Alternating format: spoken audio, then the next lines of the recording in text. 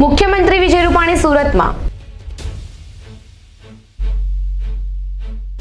મુખ્યમંત્રીના હસ્તે પાલિકા અને સોડાના વિકાસ કાર્યોનું લોકાર્પણ અને ખાતમુહૂર્ત. સુરત એરપોર્ટથી અડાજણ સ્થિત કાર્યક્રમ સ્થળે મુખ્યમંત્રી પહોંચ્યા. મુખ્યમંત્રીને ઇલેક્ટ્રિક બસને આપી લીલી ઝંડી.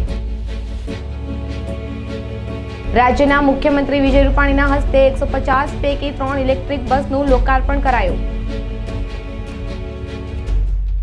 3 જેટલી ઇલેક્ટ્રિક બસને મુખ્યમંત્રી વિજય રૂપાણીએ આપી લીલી ઝંડી.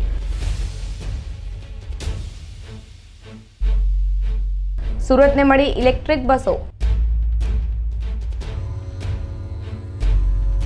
સુરતના રસ્તાઓ પર દોડશે ઇલેક્ટ્રિક બસો.